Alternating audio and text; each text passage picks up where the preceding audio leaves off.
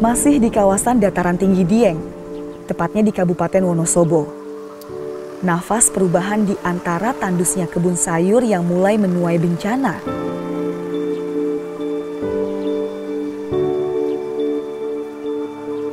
Desa Bowongso berada di ketinggian 1.400 meter di atas permukaan laut.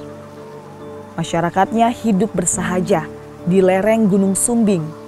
Umumnya berprofesi sebagai petani sayur.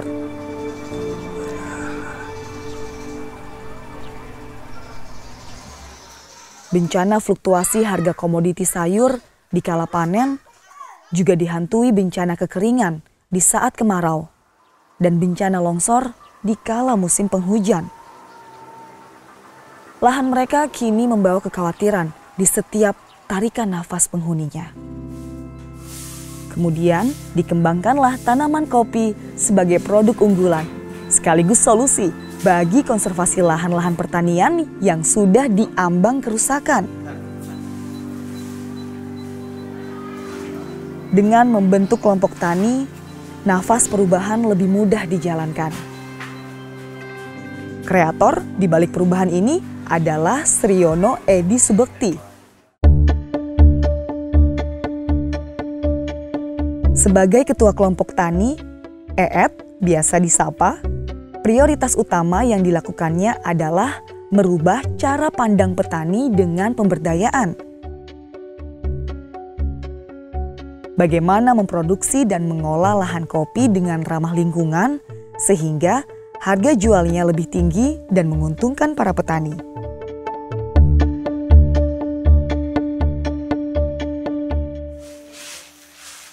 Dari tangan dinginnya lah, perubahan puluhan petani di desanya setapak demi setapak mulai terlihat. Dikenal tegas dan bertangan dingin dalam mengelola kelompok tani, EET mengusung pola terpadu dalam setiap menentukan langkah dan juga strategi. Seluruh anggota memiliki tugas berbeda, sehingga mereka bisa lebih berkonsentrasi dalam mengurus pekerjaannya masing-masing. Sedangkan ia bertugas mengatur sektor hilir yang merupakan kunci terakhir kualitas kopi yang akan dipasarkan.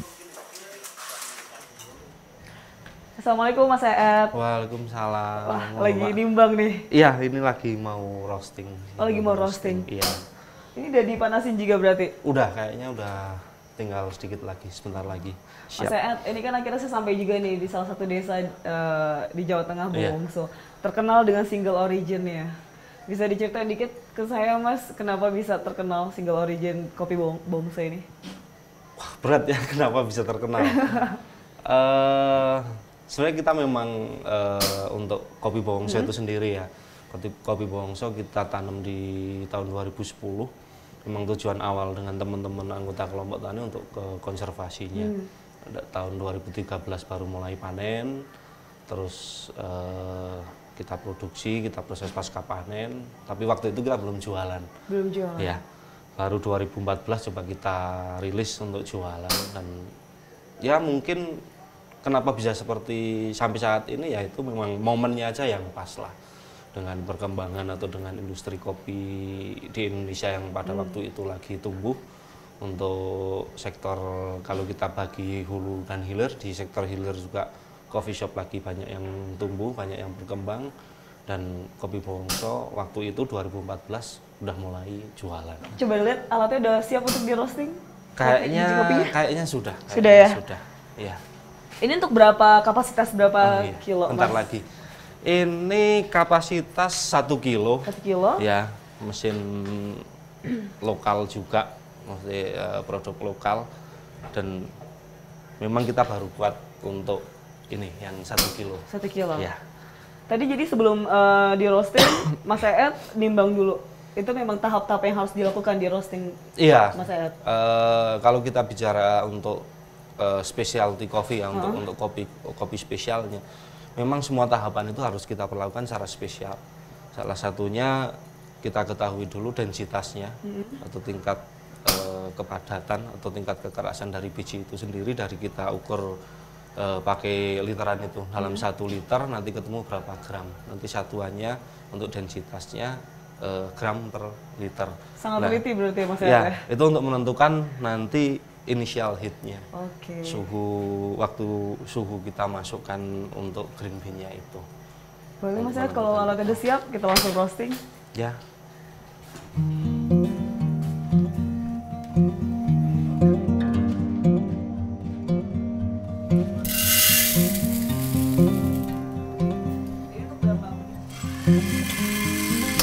Proses selanjutnya yang harus saya rasakan adalah bagaimana proses roasting dilakukan di tempat ini dan bagaimana memunculkan kualitas kopi yang diminati pasar.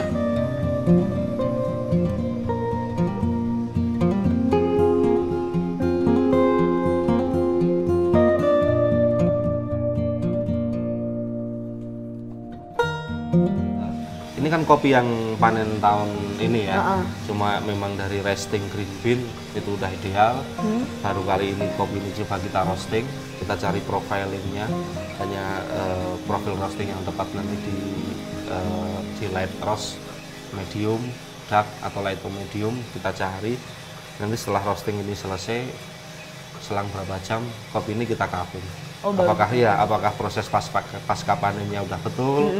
Terus apakah roastingnya juga udah betul? Berarti proses roasting itu benar-benar sangat menentukan cita rasa dan juga aroma si kopinya?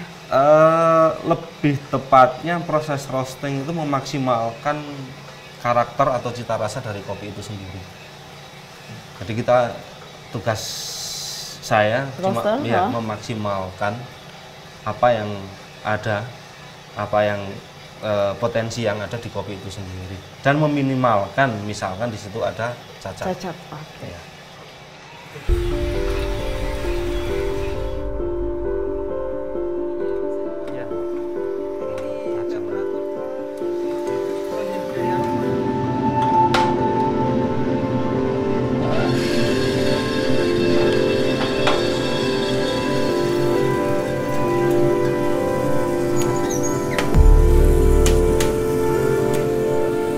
Udah selesai Mas Ed ya?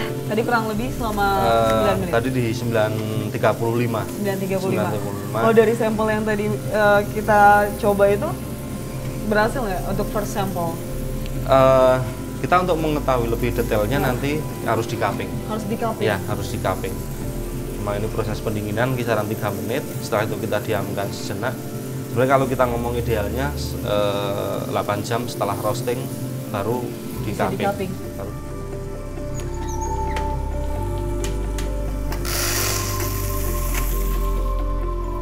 Ketelitian sangat diperlukan untuk menghasilkan kopi-kopi berkualitas. Warna coklat muda menunjukkan biji kopi tidak dipetik dalam keadaan matang. Sedangkan coklat tua menunjukkan kopi dipetik dalam keadaan matang. Dan buah ceri, kopi berwarna merah. Mas, ini udah selesai roasting? Iya. Terus ini Mas Ed membedakan nih, ini maksudnya apa nih Mas? Ini warnanya kan yang ini kan beda ya. Ini Quaker. Kalau di istilah di biji kopi yang setelah kita roasting, Quaker itu dihasilkan dari biji kopi yang muda. Hanya bisa dikatakan bahwa kopi ini petiknya kurang nggak matang pohon. Oh, nggak merah, nggak matang sempurna. Iya, nggak matang sempurna. Sebenarnya kalau kita lihat presentasinya dari 1 kilo green bean, terus kita dapat Quaker segini sih bisa dikatakan itu masih wajar lah, dan ini kan kita lagi trial untuk roasting yang pertama. Cuma memang ini nggak boleh masuk ke yang bagus. Jadi ini salah satu yang akan disingkirkan dan bisa dipakai juga ya Mas untuk bisa dikatakan itu defect. Itu defect. Jadi cara membedakan mana biji kopi, biji ceri yang matang sempurna saat proses roasting selesai adalah mereka mempunyai warna yang solid, coklat gitu. Bisa dikatakan. Dan kalau yang tidak matang sempurna atau merahnya tidak seluruh buah ceri, di atasnya ada keriputnya. Dan yang kedua warnanya lebih muda warnanya. Lebih muda warnanya, coklat kemudaan. Mas Ed, tapi kalau misalnya dengan rasanya sendiri akan ada bedanya nggak kalau misalnya ini nanti dipaksakan dijadikan satu cangkir gitu? Ini jelas akan beda. Yang ini nanti pasti akan rasanya sepet. Sepet? Iya, karena tentu buah yang kurang mateng getahnya akan lebih banyak dan itu nanti pengaruh di cita rasa. Oh, ngaruhnya di cita Iya. rasa. Oke. Kalau ini kita naikkan level roastingnya, ini pasti warnanya masih di bawahnya juga. Oh, tidak bisa dinaikkan lagi. Jadi udah stuck nggak di bisa situ ya, sama, Mas, ya. Nggak mungkin warnanya ini sama dengan yang petik yang dari buah yang matang. Itu nggak mungkin. Informasi yang bermanfaat. Terima kasih Mas ER untuk jelajah kopi.